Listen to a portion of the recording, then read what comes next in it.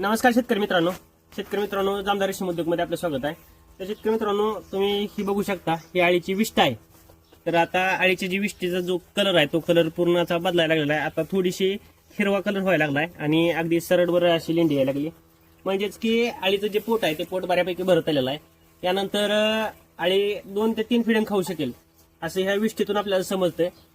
ज्यावेळेस टोटल पूर्ण जी लेंडी आहे ती हिरवी येईल त्यावेळेस आळीचं जे पोट आहे ते पूर्ण भरलेलं असतं आणि आळी त्यानंतर सॅम्पलला जाते।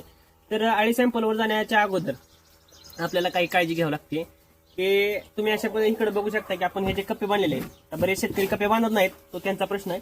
हे आपण अशा पद्धतीने जे कप्पे बांधले आहेत ह्या त्या साईडला जे आता तुम्ही बघू शकता की पूर्ण अशी जागा दिसते। तर आणि थोडेफार जे बेड आहेत ते चढ उतार झालेले। तर आपण काय करतोय की चंद्रिका टाकण्याच्या अगोदर जो काय चढ उतार आहे तो आपण अशा पद्धतीनं ज्या साईडला आळ्यांच्या ज्या काड्या आहेत त्या काड्या ओढून घेऊन बेड अगदी सगळं सफाई करून घेत आहोत। याचं कारण असं की ज्यावेळेस आपण चंद्रिका टाकतो त्यावेळेस ती जी चंद्रिका आहे ती चंद्रिका सफाई बसल्या पाहिजेत।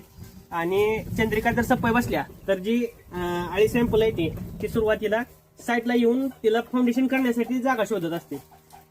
तर त्या आळीनेच आपला जो कोश आहे तो एकदम असा साईडला एकदम कप्प्यामध्ये, हा जो कप्पा आहे तर हा कप्प्यामध्ये करू नये, आणि केला तर तो कोश खराब होतो।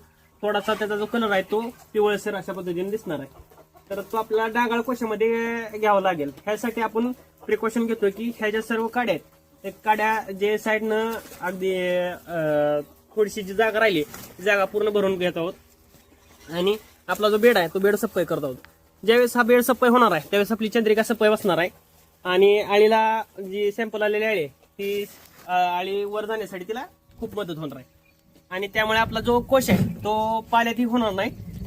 जी आळीची सॅम्पल आहे ती सगळी टोटल आळी ती वर जाऊन चंद्रिकेमध्ये कोश करणार आहे आणि जो काय कलर आहे कोशाचा तो कोशाचा कलर बदलणार नाही, एकदम पांढरा फेक असा कोश तयार होणार आहे। आणि चंद्रिका टाकण्यापूर्वी तुम्ही चुन्याचं डस्टिंग हे 100% घ्या, जेणेकरून बेडमधील जी टोटल ह्युमिडिटी आहे ती ह्युमिडिटी आपल्याला काढून घ्यायची आहे आणि ह्युमिडिटी जर आपली कमी झाली तरच आपला कोश आहे तो सफेद आणि पांढरा शुभ्र असा दिसणार आहे।